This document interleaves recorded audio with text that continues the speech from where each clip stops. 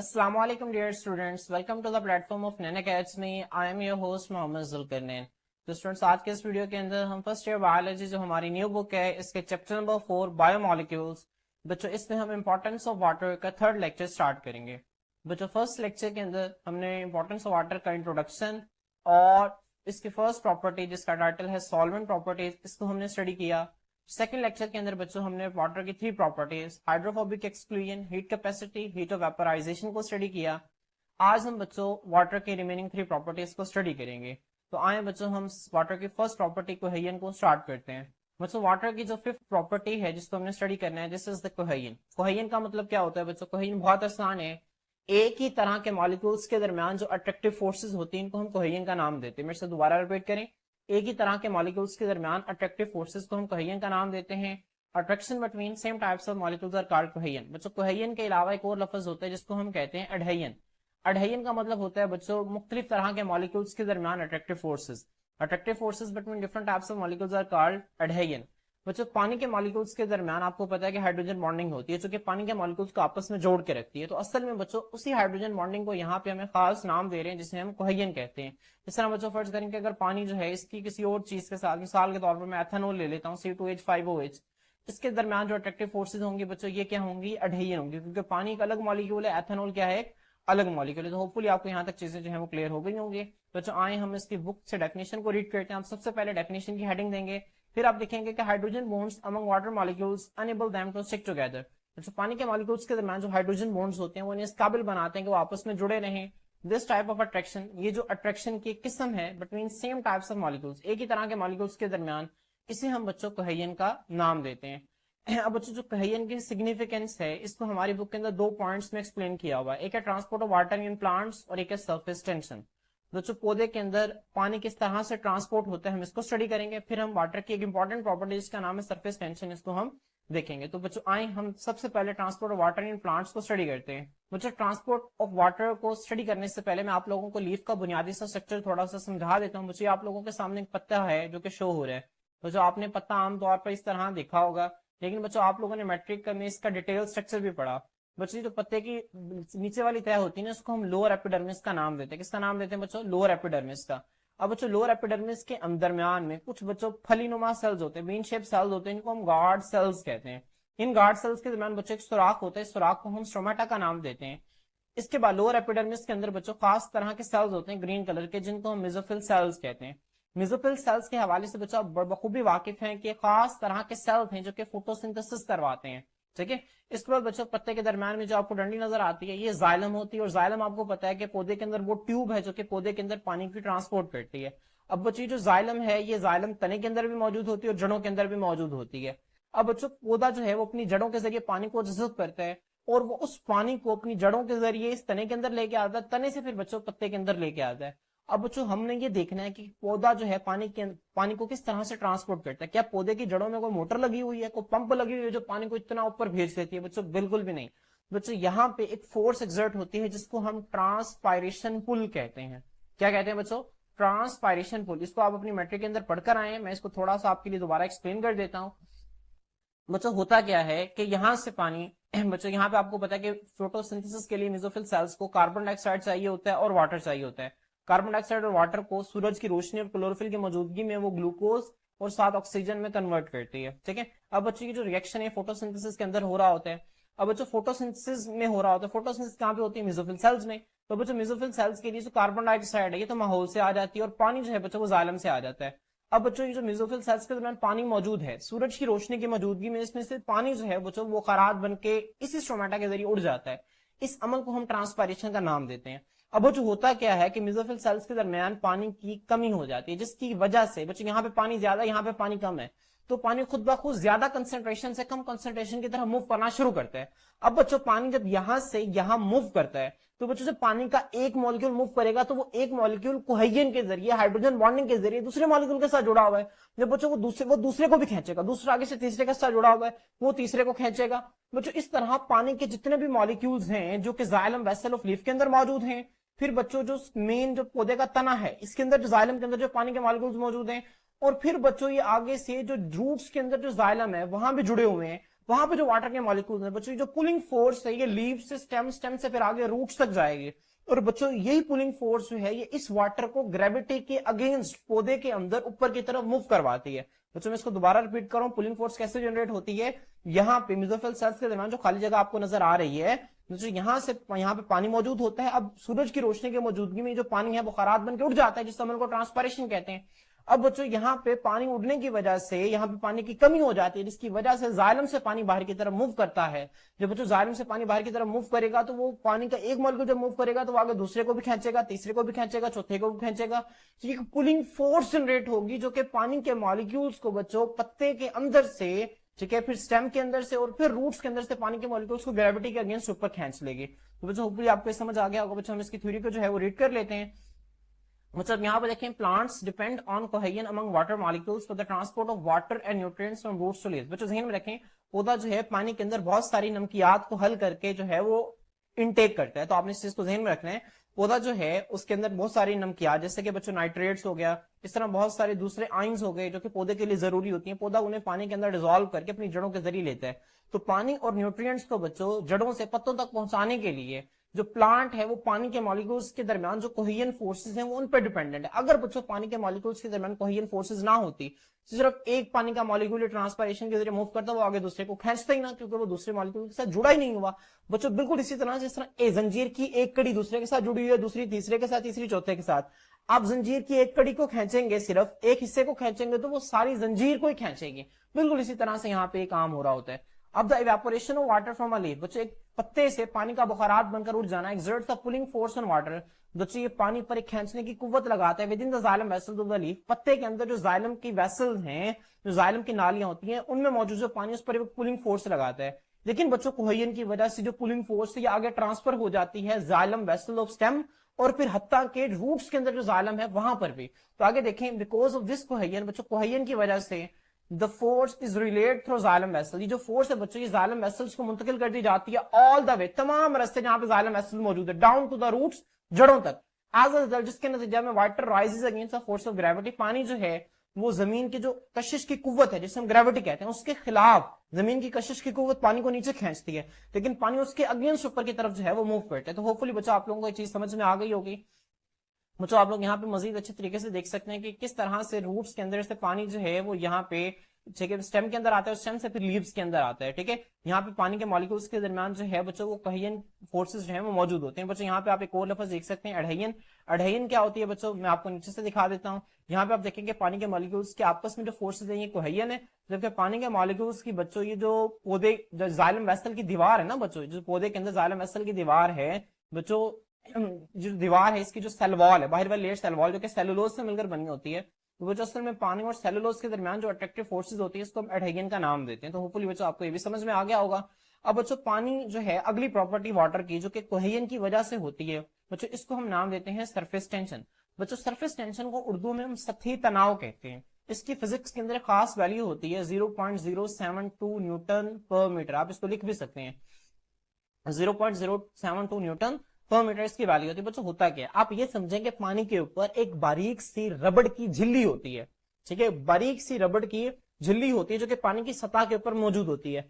अब बच्चों कोई भी ऐसी चीज जो कि उस रबड़ की झिल्ली को ब्रेक ना करे वो पानी के ऊपर तैरती रहेगी, जबकि कोई भी ऐसी चीज जो कि उस रबड़ की झिल्ली को ब्रेक कर देगी वो पानी के अंदर डूब जाएगी। मेरी बात समझ में आ रही है? वो जो बारीक सी रबड़ की झिल्ली है उसे हम सरफेस टेंशन कहते हैं। अब बच्चों वो जो बारीक सी रबड़ की झिल्ली है वो बनती कैसे बच्चों, वो पानी के मॉलिक्यूल्स ही बनाते हैं। और कैसे बनाते हैं बच्चों, जो पानी की सतह के ऊपर जो मॉलिक्यूल्स होते हैं वो आपस में हाइड्रोजन बॉन्डिंग के जरिए एक दूसरे के साथ जुड़े होते हैं, एक दूसरे के साथ बड़ी मजबूती से जुड़े होते हैं। और बच्चों आपस में मजबूती से जुड़े होकर वो एक दीवार की तरह के एक स्ट्रक्चर बना देते हैं। ठीक है, और वो फ्लेक्सिबल होती है, लचकदार होती है। इसी वजह से मैंने रबड़ की झिल्ली इस्तेमाल किया। तो बच्चों वो जो हाइड्रोजन बॉन्डिंग की वजह से पानी के मॉलिक्यूल आपस में जुड़े होते हैं, असल में यही तो कोहेजन है कि attraction between same types of molecule. तो बच्चों मैं ये भी कह सकता हूं कि कोहेजन की वजह से जो पानी की सतह के ऊपर जो मॉलिक्यूल्स होते हैं तो एक बारीक रबड़ की झिल्ली बनाते हैं जिसको हम सरफेस टेंशन का नाम देते हैं। और बच्चों हमें ऐसा लगता है जैसे पानी के ऊपर जो एक नजर ना आने वाली ना एक फिल्म, एक तह मौजूद है, एक झिल्ली मौजूद होती है। ठीक है, और बहुत सारे जानदार जो हैं उस झिल्ली से फायदा उठाते हैं। ठीक है, हम अपनी इस झिल्ली की जो सरफेस टेंशन है ना मैं आपको इसकी एप्लीकेशंस भी बताऊंगा और बहुत इंटरेस्टिंग टॉपिक है सरफेस टेंशन। फिजिक्स में हम इसको बड़ी डिटेल से स्टडी करते हैं, लेकिन बायोलॉजी के अंदर हम इसको ज्यादा डिटेल से स्टडी नहीं करें, सिर्फ हमारी बुक के अंदर जो कुछ लाइंस लिखी हुई हम इन्हीं को एक्सप्लेन करेंगे। बच्चों आप यहाँ पे देखें, hydrogen bonds also give water high surface tension. बच्चों हाइड्रोजन बॉन्ड्स है पानी को हाई सरफेस टेंशन देते हैं। वाटर बिहेव्स, पानी इस तरह से बिहेव करता है as it were coated with some invisible film, जैसे इसके ऊपर फिल्म कहते हैं तह को, इनविजिबल नजर ना आने वाला, ठीक है। कोट का मतलब होता है किसी चीज के ऊपर चढ़ा देना। पानी इस तरह से बिहेव करता है जैसे उसके ऊपर एक नजर ना आने वाली तह चढ़ा दी गई हो, उसके ऊपर रबड़ की बनी हुई। अब बच्चों इसकी एक मिसाल देता है, वो कहते हैं एक इंसेक्ट है, ठीक है, एक कीड़ा है जिसका नाम है वाटर स्ट्राइडर। क्या नाम है बच्चों? Water strider. ये पानी के ऊपर चलता है विदाउट ब्रेकिंग सरफेस, उसकी सतह को तोड़े बगैर। बच्चों क्या आप इमेजिन कर सकते हैं कि आप पानी के ऊपर भाग सकते हैं? ऐसा पॉसिबल नहीं ना है, ऐसा पॉसिबल बिल्कुल भी नहीं है, क्योंकि आप जैसे पानी के ऊपर पांव रखेंगे आपका पांव जो है वो फौरन से सरफेस टेंशन को तोड़ देगा और आप पानी के अंदर डूब जाएंगे। लेकिन बच्चों ये जो इंसेक्ट है, ठीक है, इसके जो पांव है वो इस खास तरह से मॉडिफाई हुए होते हैं कि पानी की सरफेस टेंशन को तोड़ते नहीं है, बल्कि उसी सरफेस टेंशन को ये इस्तेमाल करते हैं और पानी के ऊपर जो है वो रन करते हैं, भागते हैं, ठीक है। इस इंसेक्ट को हम वाटर स्ट्राइडर कहते हैं। क्या कहते हैं? Water strider. ये पानी के ऊपर चहलकदमी करता है। स्ट्राइड का मतलब होता है चहलकदमी करना है, पानी के ऊपर चहलकदमी कर रहा होता है, चल रहा होता है, इसी वजह से हम इसे वाटर स्ट्राइडर कहते हैं। अब बच्चे जो सरफेस टेंशन है, ठीक है, अब यहाँ पे देखें, इसकी एक और एप्लीकेशन मैं आप लोगों को दिखा रहा हूँ। बच्चों अब ये लोहे की पिन है। अब लोहे की पिन को बच्चों जब आप इस तरह से वर्टिकल पानी के अंदर डालेंगे तो पानी के अंदर डूब जाएगी, लेकिन बच्चों जब आप बड़े आराम से इसको ऊपर रखेंगे पानी के तो कभी भी नहीं डूबेगी। क्यों बच्चों? क्योंकि इसने पानी की सरफेस टेंशन को ब्रेक नहीं किया। बच्चों यहाँ पे आप देख सकते हैं जो बबल्स आपको नजर आते हैं। बच्चों होता क्या है, जब हम पानी के अंदर साबुन मिला देते हैं तो बच्चों वो जो साबुन है ना, वो पानी की सरफेस टेंशन है जो ऊपर वाली झिल्ली होती है बच्चों, उसको सॉफ्ट कर देती है, नरम कर देती है। अब बच्चों जिसकी वजह से ये जो झिल्ली है, जब हम उसके अंदर इस तरह से ठीक है, जब आप इस तरह से, जिस तरह बुलबुले जब बनाते हैं, ठीक है, तो आप इस तरह से फूंक मारते हैं। जब बच्चों आप फूंक मारते हैं तो वो जो पानी की इलास्टिक सरफेस टेंशन है बच्चों, वो इस तरह से एयर को इंट्रैप करके एक बबल बना देती है। तो बच्चों जो बबल्स का बनना, ये भी सरफेस टेंशन ही की असल में क्या है, एप्लीकेशन है, ठीक है। तो आपने इस चीज को भी ध्यान में रखना है। इसके बाद बच्चों यहाँ पे आप एक डायग्राम से सरफेस टेंशन को मजीद समझ सकते हैं कि एक लिक्विड है बीकर के अंदर, और किस तरह से पानी के टॉप पे जो मॉलिक्यूल हैं किस तरह से आपस में हाइड्रोजन बॉन्डिंग के जरिए एक दूसरे के साथ जुड़े हुए हैं और किस तरह से वो सरफेस टेंशन जो है इसको क्रिएट कर रहे हैं। तो बच्चों होपफुली आपको यहाँ तक जो है बहुत अच्छी अंडरस्टैंडिंग हो गई होगी। अब बच्चों वाटर की हम नेक्स्ट प्रॉपर्टी को स्टार्ट करते हैं, जिसका टाइटल है आयोनाइजेशन ऑफ वाटर। बच्चों आयोनाइजेशन ऑफ वाटर से क्या मुराद है? आयोनाइजेशन ऑफ वाटर से मुराद ये है कि वाटर का आयंस बनने का अमल। बच्चों आपको पता है कि जो वाटर है ये दो आयन से मिलकर बनता है। एक को हम नाम देते हैं हाइड्रोजन आयन और एक को हम नाम देते हैं हाइड्रोक्साइड आयन। अब बच्चों हाइड्रोजन आयन और हाइड्रोक्साइड आयन जब ये दोनों आपस में मिलते हैं तो H2O वाटर बनाते हैं। अब बच्चों एक रिवर्सिबल रिएक्शन है। रिवर्सिबल रिएक्शन से मुराद ये है कि एक ही वक्त में जो वाटर है वो टूटकर हाइड्रोजन आयंस और हाइड्रोक्साइड आयन भी बना रहा होता है, और at a same time hydrogen और हाइड्रोक्साइड आयंस मिलकर वाटर भी बना रहे होते हैं। तो बच्चों वाटर का टूटकर हाइड्रोजन और हाइड्रोक्साइड्स बनाना और हाइड्रोजन और हाइड्रोक्साइड आयंस का मिलकर दोबारा से वाटर बनाना, ये एक रिवर्सिबल रिएक्शन है, ठीक है। और बच्चों ये जो रिएक्शन है इसे हम आयोनाइजेशन ऑफ वाटर का नाम देते हैं। अब बच्चों ये जो आयोनाइजेशन ऑफ वाटर है ये पानी की प्रॉपर्टी किस तरह से लिविंग ऑर्गेनिजम्स के लिए फायदेमंद है, आए हम इसको जो है वो स्टडी करते हैं। अब बच्चों अब आपको पता है कि पानी के मॉलिक्यूल्स के दरमियान जो है वो कोवलेंट बॉन्ड्स मौजूद होते हैं। ये ऑक्सीजन है, एक ऑक्सीजन का हाइड्रोजन के साथ, और बच्चों यहाँ पे ठीक है आप देख सकते हैं अब इनके दरमियान बच्चों कोवलेंट बॉन्ड्स मौजूद हैं। अब बच्चों फर्ज करें कि वाटर के मॉलिक्यूल्स में जब एक कोवलेंट बॉन्ड टूटा तो ये हाइड्रोजन आयन अलग हो गया और ये OH आयन क्या हो गया बच्चों, अलग हो गया। अब बच्चों जो हाइड्रोजन और हाइड्रोक्साइड आयन अलग कब होते हैं? जब पानी के मॉलिक्यूल्स जो हैं उनके एटम्स के दरमियान हाइड्रोजन बॉन्ड्स ब्रेक होते हैं। तो यहाँ पे देखें when covalent bonds among the atoms of water molecules, जो पानी के मॉलिक्यूल्स के दरमियान जो कोवलेंट बॉन्ड्स होते हैं वो ब्रेक, वो टूटते हैं, तो वाटर इज आयोनाइज्ड, पानी आयंस की शक्ल में कन्वर्ट हो जाता है to form hydrogen ions and hydroxyl ions, ठीक है बच्चों। आप इन्हें हाइड्रोक्साइड आयन भी कह सकते हैं और हाइड्रोक्सिल आयंस भी कह सकते हैं, क्लियर। तो जब पानी के मॉलिक्यूल्स के दरमियान जो एटम्स के दरमियान, ठीक है, जब पानी के मॉलिक्यूल्स में एटम्स के दरमियान जो हाइड्रोजन बॉन्ड्स होते हैं बच्चों वो टूटते हैं तो पानी जो है वो आयोनाइज हो जाता है, वो आयंस बना देता है। वो कौन कौन से आयंस हैं बच्चों? वो हाइड्रोजन आयन है और दूसरा क्या है, हाइड्रोक्सिल या फिर हाइड्रोक्साइड आयन। अब बच्चों हम इनकी कंसंट्रेशन देखेंगे कि हाइड्रोजन और हाइड्रोक्साइड आयन की कंसंट्रेशन क्या होती है। बच्चों आमतौर पर कहते हैं कि normal conditions this reaction is reversible and the equilibrium is maintained. बच्चों वो कहते हैं नॉर्मल कंडीशंस में जो रिएक्शन है रिवर्सिबल होता है। रिवर्सिबल का मैंने आपको बताया ना कि वाटर जो है वो टूटकर हाइड्रोजन और हाइड्रोक्साइड आयन बना रहा होता है, जबकि वो दोनों मिलकर दोबारा से वाटर मॉलिक्यूल बना रहे होते हैं। तो इस तरह से रिएक्शन जो है वो रिवर्सिबल है और इक्विलिब्रियम मतलब दोनों के दरमियान एक बैलेंस जो है वो कायम रहता है। अब बच्चों वो एक एग्जांपल देता है, वो कहता है कि रूम टेम्परेचर पर, रूम टेम्परेचर कितना 25 degree Celsius in a litre of water, एक पानी के 1 लीटर में 1 molecule out of each 550 million. बच्चों 550 मिलियन से मुराद है 55 करोड़। 55 करोड़ पानी के मॉलिक्यूल में से सिर्फ एक मॉलिक्यूल जो है वो आयोनाइज होता है। आयोनाइज होने से मुराद ये है कि 55 करोड़ पानी के मॉलिक्यूल्स होंगे तो उनमें सिर्फ एक मॉलिक्यूल बच्चों आयोनाइज होकर हाइड्रोजन और हाइड्रोक्साइड आयन बनाएगा। तो आप देख सकते हैं कि किस तरह से पानी के मॉलिक्यूल्स में H2 जो है कितनी स्टेबल फॉर्म है और वो कितनी कम कंसंट्रेशन के अंदर आयोनाइज होकर हाइड्रोजन और हाइड्रोक्साइड आयंस बनाते हैं। अब उसके बाद वो एक और बात करते हैं, वो कहता है thus the concentration of each of hydrogen and hydroxide ion pure water remains at 10⁻⁷ moles per litre. अब बच्चों यहाँ पे ये टर्म बहुत इंपॉर्टेंट है, प्योर वाटर। प्योर वाटर से बच्चों मुराद ये है कि पानी के अंदर किसी भी किस्म की कोई भी इंप्योरिटी मौजूद ना हो। तो ऐसा वाटर जिसके अंदर किसी भी किस्म की कोई भी इंप्योरिटी मौजूद ना हो, ठीक है। अगर आप ऐसा 1 लीटर प्योर वाटर ले लें तो बच्चों उसके अंदर जो हाइड्रोजन और हाइड्रोक्साइड की जो कंसंट्रेशन है वो 10⁻⁷ मोल्स होगी। बच्चों एक मोल के अंदर आपको पता है एवोगाड्रोस नंबर ऑफ पार्टिकल्स होते हैं। तो जब 10⁻⁷ को एवोगाड्रोस नंबर ऑफ पार्टिकल से मुराद क्या है 6.02 × 10⁻23 के साथ मल्टीप्लाई करेंगे तो बच्चों आपके पास वाटर हाइड्रोजन वाटर में मौजूद 1 लीटर पानी में हाइड्रोजन और हाइड्रोक्साइड आयन की मौजूद जो कंसंट्रेशन है वो आ जाएगी। अब बच्चों फिगर कैसे आया ये आप लोग अपनी मैट्रिक के अंदर पढ़ के आए हैं, मैं आप लोगों को इसको थोड़ा सा एक्सप्लेन कर देता हूँ। दोस्तों आपको पता है कि जो वाटर है, ठीक है, ये आयोनाइज होता है हाइड्रोजन और हाइड्रोक्साइड आयन के अंदर। बच्चों एक रिवर्सिबल रिएक्शन है और रिवर्सिबल रिएक्शन है और ये इक्विलिब्रियम में होता है। क्या होता है इक्विलिब्रियम में? तो बच्चों जब इक्विलिब्रियम में होता है तो हम जब इसका इक्विलिब्रियम कांस्टेंट निकालते हैं तो हम ऊपर प्रोडक्ट्स लिखते हैं। इसके प्रोडक्ट्स क्या हैं? हाइड्रोजन और हाइड्रोक्साइड आयन। बच्चों ये दो इसके प्रोडक्ट्स हैं। इसके बाद बच्चों हम नीचे जो है बटे के नीचे हम रिएक्टेंट्स लिखते हैं, वाटर रिएक्टेंट है। अब बच्चों यहाँ पे डिवाइड हो रहा है उधर जाके किसी के साथ जो भी मल्टीप्लाई होता है। बच्चों ये सब आप मैट्रिक के अंदर पढ़ के हैं, मैं सिर्फ आप लोगों के लिए एक मिनट में रिवीजन करवा रहा हूँ, ठीक है। 10th क्लास की केमिस्ट्री के अंदर आप लोगों ने इस चीज डिटेल से जो है वो स्टडी की है। अब बच्चों जब इक्विलिब्रियम कांस्टेंट के साथ वाटर मल्टीप्लाई होता है तो यहाँ पे एक और नया कांस्टेंट आ जाता है जिसे हम इक्विलिब्रियम कांस्टेंट फॉर वाटर कहते हैं। और बच्चों ये फिर हाइड्रोजन और हाइड्रोक्साइड आयन के बराबर होता है। और बच्चों जब हम इसको एक्सपेरिमेंटली इसको कैलकुलेट करते हैं तो 10⁻⁻14 आता है। 10⁻⁻14 मोल्स पर लीटर इसकी वैल्यू आती है।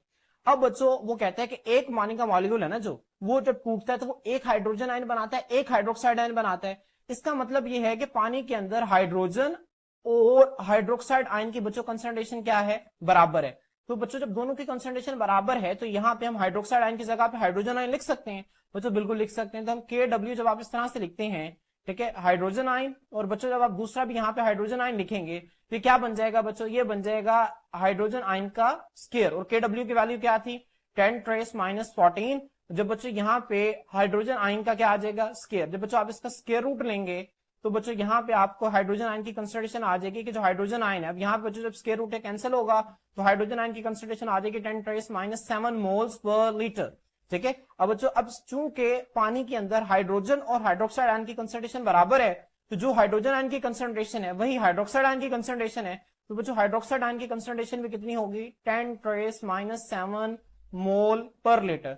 तो बच्चों ये आप मैट्रिक के अंदर इसके डेरिवेशन प्रॉपर पढ़ के आए हैं। मैंने सिर्फ आप लोगों की आसानी के लिए इसको एक मरतबा जो है दोबारा समझा दिया है बच्चों किस तरह से। अब यहाँ पे बच्चों आपने कुछ चीजें ध्यान रखी कि नॉर्मल कंडीशन में रिएक्शन रिवर्सिबल है और इक्विलिब्रियम मेंटेन होता है। रूम टेम्परेचर पर 55 करोड़ पानी के मॉलिक्यूल में से सिर्फ एक मॉलिक्यूल आयोनाइज होता है। प्योर वाटर के अंदर जो हाइड्रोजन और हाइड्रोक्साइड की कंसंट्रेशन है बच्चों वो कितनी है? 10⁻⁷ मोल्स पर लीटर। तो आप लोगों ने इस चीज को ध्यान में रखना है। इसके बाद बच्चों इसकी सिग्निफिकेंस है, आप अगली हेडिंग देंगे इसकी सिग्निफिकेंस क्या है? आयोनाइजेशन ऑफ वाटर की। अब बच्चों आयोनाइजेशन ऑफ वाटर में जब पानी है वो हाइड्रोजन और हाइड्रोक्साइड आयंस के अंदर टूटता है तो बच्चों ये जो हाइड्रोजन और हाइड्रोक्साइड आयन है बहुत सारे दूसरे केमिकल रिएक्शंस के अंदर हिस्सा लेते हैं। तो यहाँ पे देखें hydrogen and hydroxide ion takes part in many chemical reactions in the cells, बहुत सारे दूसरे केमिकल रिएक्शंस के अंदर हिस्सा लेते हैं। बच्चों मिसाल के तौर पर जिस तरह से हमने जो है हाइड्रोलाइसिस पढ़ा था, आपको याद है ना, हाइड्रोलाइसिस और मैक्रोमोलिक्यूल। बच्चों हाइड्रोलाइसिस में क्या होता था? पानी का जो मॉलिक्यूल है वो टूटता था हाइड्रोजन में और हाइड्रोक्साइड आयन में। मिसाल के तौर पर बच्चों आप एक शुगर ले लें, माल्टोज, ठीक है, जिस तरह मैंने आपको एग्जांपल में पढ़ाया, बुक से भी देख सकते हैं। माल्टोज बच्चों एक शुगर है जो कि 2 ग्लूकोज के मॉलिक्यूल्स के मिलने से बनती है। बच्चों वो कब मिलती है? जब 2 ग्लूकोज के मॉलिक्यूल आपस में मिलते हैं ना तो इन दोनों के दरमियान से एक वाटर का मॉलिक्यूल रिलीज होता है जिसको हम डिहाइड्रेशन सिंथेसिस या फिर कंडेंसेशन भी कहते थे। अब बच्चों जब हमने इसको तोड़ना है तो 2 ग्लूकोज मॉलिक्यूल्स को अलग बनाने तो हमें क्या चाहिए बच्चों? हमें चाहिए होगा वाटर। और वाटर H2O की शक्ल में नहीं चाहिए होता, हमें आयोनाइज फॉर्म में वाटर चाहिए होता है, हाइड्रोजन और हाइड्रोक्साइड आयन की शक्ल में। तो बच्चों ये जो आयोनाइज फॉर्म के अंदर वाटर है ये हाइड्रोलाइसिस के अंदर जो है वो इन्वॉल्व होता है। और इसके अलावा हाइड्रोलाइसिस और मैक्रोमोलिक्यूल्स के अलावा बच्चों और भी बहुत सारे केमिकल रिएक्शंस के अंदर इन्वॉल्व होते हैं। अब बच्चों relative concentration of hydrogen and hydroxide ion determine the acidity and alkalinity of medium. अब बच्चों ध्यान में रखें कि किसी भी मीडियम के अंदर अगर हाइड्रोजन आयन की कंसंट्रेशन ज्यादा है तो बच्चों वो मीडियम एसिडिक हो जाएगा। अगर किसी भी मीडियम के अंदर हाइड्रोक्सिल आयन की कंसंट्रेशन बच्चों ज्यादा है तो वो मीडियम है बच्चों वो ज्यादा बेसिक या ज्यादा अल्कलाइन हो जाएगा। तो आपने इस चीज को ध्यान में रखना है। बच्चों पीएच स्केल से तो बड़े बखूबी वाकई में पीएच एक स्केल होता है जिसमें बच्चों 0 से लेकर 14 तक वैल्यूज होती हैं। बच्चों प्योर वाटर की पीएच होती है 7, ठीक है। प्योर वाटर न्यूट्रल होता है क्योंकि उसके अंदर जितनी हाइड्रोजन आयन की कंसंट्रेशन है उतनी ही उसके अंदर हाइड्रोक्सिल आयन की कंसंट्रेशन होती है। तो प्योर वाटर न्यूट्रल होता है, प्योर वाटर की पीएच होती है 7। लेकिन बच्चों जो बाकी मिसाल के तौर पर जैसे HCl है वो एसिडिक होता है तो उसकी पीएच 0 से 7 तक लाया करती है। 0 से 7 के दरमियान बच्चों जो चीजें होती हैं वो एसिडिक होती हैं। 7 से 14 के दरमियान जो चीजें होती हैं वो बेसिक या फिर अल्कलाइन होती हैं। बेसिक के लिए हम एक और वर्ड इस्तेमाल करते हैं अल्कलाइन। बच्चों ये भी आप अपनी मैट्रिक की केमिस्ट्री के अंदर पढ़कर आए हैं। तो बच्चों बेसिड 0 से 7 के दरमियान जो चीजें आएंगी जिनकी पीएच 0 से 7 के दरमियान होगी वो एसिडिक, जिनकी पीएच 7 से 14 के दरमियान होगी वो बेसिक या फिर अल्कलाइन होगी। अब बच्चों किसी भी चीज के अंदर जब हाइड्रोजन आयन की कंसंट्रेशन ज्यादा होगी तो वो एसिडिक होगा, जब किसी भी चीज के अंदर हाइड्रोक्साइड आयन की कंसंट्रेशन ज्यादा होगी तो वो बेसिक होगा। मिसाल के तौर पर हम कहते हैं HCl एक एसिड है, इसके अंदर हाइड्रोजन आयन मौजूद होता है। नाइट्रिक एसिड, आप कोई भी एसिड देख लें उसके अंदर क्या मौजूद होगा, उसके अंदर हाइड्रोजन आयन मौजूद होगा। इस तरह आप कोई भी बेस देख लें, मिसाल के तौर पर सोडियम हाइड्रोक्साइड है, इस तरह से बच्चों पोटेशियम हाइड्रोक्साइड है, ये सारे क्या हैं बच्चों ये बेसिस हैं। तो इन बेसिस के अंदर क्या होते हैं हाइड्रोक्साइड आयन ज्यादा होते हैं। तो आपने इस चीज को ध्यान में रखना है। अब इनकी जो आपस की कंसंट्रेशन है हाइड्रोजन और हाइड्रोक्साइड आयंस की जो आपस की कंसंट्रेशन है बच्चों ये डिटरमिन करते हैं, मालूम करते हैं कि कोई भी जो मीडियम है, ठीक है, कोई भी जो सोल्यूशन है वो आया के एसिडिक होगा आया के वो अल्कलाइन होगा, ठीक है। तो वो इसकी एसिडिटी या अल्कलिनिटी, अल्कलिनिटी मतलब उसकी अल्कलाइन नेचर को बच्चों ये डिटरमिन करते हैं, मालूम करते हैं। और बच्चों किसी भी चीज की जो एसिडिटी और अल्कलिनिटी मीडियम है जो, ठीक है, किसी भी मीडियम की बच्चों उसे हम पीएच ऑफ मीडियम भी कहते हैं। तो जैसे कि मैंने अभी आपको बताया कि कोई भी ऐसा मीडियम जिसकी पीएच 0 से लेकर 7 के दरमियान होगी, ठीक है, वो एसिडिक होगा। जिसकी पीएच 7 से लेकर 14 तक होगी बच्चों वो अल्कलाइन या फिर बेसिक होगा। उसके बाद वो कहते हैं pH affects the biochemical reactions. बच्चों जो पीएच है लिविंग ऑर्गेनिजम्स के अंदर होने वाले केमिकल रिएक्शंस को भी मुतासिर करती है। हमारी बॉडी के अंदर जो एंजाइम्स है वो मखसूस पीएच के ऊपर ही काम कर रहे होते हैं। बच्चों मैं आपको मिसाल देता हूं, जिस तरह हमारे स्टमक के अंदर एक एंजाइम मौजूद होता है जिसे आप अपने मैट्रिक के अंदर पढ़ा जिसका नाम बच्चों पेप्सिन। पेप्सिन जो है ये प्रोटीन्स को डाइजेस्ट करता है। हमारे स्टमक के अंदर बच्चों जो पीएच है वो हाईली एसिडिक होती है, तकरीबन 2.0 पीएच ये यहाँ पे लाया करेगी। तो बच्चों ये हाईली एसिडिक पीएच होती है। तो पेप्सिन जो है वो हाईली एसिडिक मीडियम में काम कर रहा होता है। इसी तरह बच्चों हमारी स्मॉल इंटेस्टाइन के अंदर एक और एंजाइम होता है जिसका नाम है ट्रिप्सिन। हम इनको इंशाल्लाह आगे जो है वो डाइजेस्टिव सिस्टम के अंदर भी डिटेल से पढ़ेंगे और एंजाइम्स वाले चैप्टर के अंदर भी हम इसे पढ़ेंगे। बच्चों ट्रिप्सिन एक और एंजाइम है, हमारी स्मॉल इंटेस्टाइन के अंदर काम करता है। अब बच्चों ये जिस पीएच के ऊपर काम करता है वो है 6.0। तो आप यहाँ पे देखेंगे पीएच का कितना फर्क है। और जो पेप्सिन है वो इस पीएच पे काम नहीं कर सकता, ट्रिप्सिन जो है वो इस पीएच पर काम नहीं कर सकता। तो हर एंजाइम जो है वो बच्चों एक मखसूस पीएच के तौर पर काम कर रहा होता है। और बच्चों किसी भी मीडियम की पीएच को डिटरमिन करने में जो पानी की आयोनाइजेशन है, ठीक है, जिसमें हाइड्रोजन और हाइड्रोक्साइड आयंस आते हैं बच्चों, इनका जो है बड़ा ही इंपॉर्टेंट रोल होता है। तो आपने इसको समझना है। उसके बाद बच्चों आपके बुक के अंदर एक बॉक्स बना हुआ है, आप यहाँ पे देखें, वो कहता है acids combine with hydroxide ions living hydrogen ions in medium. बच्चों यहाँ पे देखें, आप फर्ज करें कि आप एक वाटर है, ठीक है, पानी आपने एक बिकर में लिया हुआ है। अब पानी बच्चों इस तरह से आयोनाइज हो रहा है। पानी जो है वो हाइड्रोजन आयन और हाइड्रोक्साइड आयन के अंदर बच्चों इस तरह से जो है वो आयोनाइज है पानी एक बिकर के अंदर। अब बच्चों आपने उसके अंदर कोई भी एसिड डाल दिया। अब बच्चों एसिड डाल दिया आपने, फर्ज करेंगे आपने उसके अंदर HCl डाल दिया, हाइड्रोक्लोरिक एसिड। अब बच्चों जैसे ही आप पानी के अंदर हाइड्रोक्लोरिक एसिड डालेंगे तो हाइड्रोक्लोरिक एसिड में बच्चों जो हाइड्रोजन आयंस हैं वो अलग हो जाएंगे और बच्चों जो क्लोराइड आयंस हैं वो अलग हो जाएंगे। अब बच्चों जो एसिड के हाइड्रोजन आयंस हैं बच्चों ये किसके साथ मिलेंगे, ये मिलेंगे बच्चों हाइड्रोक्साइड आयन के साथ। किसके साथ मिलेंगे बच्चों, हाइड्रोक्साइड आयन के साथ मिलेंगे। और क्या बना देंगे बच्चों, मिलकर क्या बना देंगे, वाटर बना देंगे। अब बच्चों जब ये हाइड्रोजन आयन हाइड्रोक्साइड आयन के साथ मिलकर वाटर बना देंगे तो बच्चों आप देखेंगे कि सोल्यूशन के अंदर देखें हाइड्रोक्साइड आयन की कंसंट्रेशन आहिस्ता आहिस्ता क्या हो रही है, कम हो रही है, जबकि दूसरी तरफ हाइड्रोजन आयन की कंसंट्रेशन क्या हो रही है। और जब हाइड्रोक्साइड आयन की कंसंट्रेशन कम हो रही है तो इसकी निस्बतन जो हाइड्रोजन आयन है इसकी कंसंट्रेशन ज्यादा हो रही है। तो बच्चों जब किसी भी सोल्यूशन के अंदर जब हम एसिड डालते हैं तो वो पानी में मौजूद जो हाइड्रोक्साइड आयन है इसके साथ कंबाइन करते हैं living hydrogen ions in medium. तो वो जो मीडियम है वो जो वाटर उसके अंदर वो किसको रहने देते हैं, सिर्फ हाइड्रोजन आयंस को रहने देते हैं। And make medium acidic. और ये जो हाइड्रोजन आयन का ज्यादा होना है उस मीडियम को एसिडिक बना देता है। इसी तरह बच्चों पानी जो है एक और बीकर के अंदर आपने पानी ले लिया, वो भी आयनाइज हुआ है हाइड्रोजन और हाइड्रोक्साइड आयन के अंदर। अब जो आपने इस पानी के अंदर बेस डाल दी, बेस का नाम है सोडियम हाइड्रोक्साइड। अब यहां से बच्चों जो सोडियम हाइड्रोक्साइड है सोडियम और हाइड्रोक्साइड आयन के अंदर कन्वर्ट होगी। अब बच्चों जो हाइड्रोक्साइड आयन है ये इस हाइड्रोजन आयन के साथ मिलकर वाटर बनाएंगे, समझ आ रही है। अब बच्चों जब आप किसी भी मीडियम के अंदर बेस डालेंगे तो वो जो बेस है वो कंबाइन करेगी हाइड्रोजन आयन के साथ। जब हाइड्रोजन आयन के साथ कंबाइन करेगी तो हाइड्रोजन आयन की कंसंट्रेशन आहिस्ता आहिस्ता कम होना शुरू हो जाएगी, जबकि दूसरी तरफ इसकी निस्बतन हाइड्रोक्साइड आयन की कंसंट्रेशन क्या होगी, ज्यादा होगी, जिसकी वजह से वो मीडियम जो है वो क्या हो जाएगा, बेसिक हो जाएगा। तो आपने इस चीज को ध्यान में रखना है। वो कहता है सिमिलरली इसी तरह से बेसिस जो है वो हाइड्रोजन आयन के साथ कंबाइन करती हैं, और कंबाइन करने के बाद वो मीडियम में हाइड्रोक्साइड आयंस को रहने देती हैं और मीडियम को क्या कर देती हैं बच्चों, वो बेसिक बना देते हैं। होपफुली आपको यहाँ तक जो है वो समझ आ गया होगा। तो बच्चों इंशाल्लाह वाटर की जो नेक्स्ट प्रॉपर्टी है इसको हम नेक्स्ट लेक्चर के अंदर स्टडी करेंगे। आज के लिए इतना ही, अल्लाह हाफिज।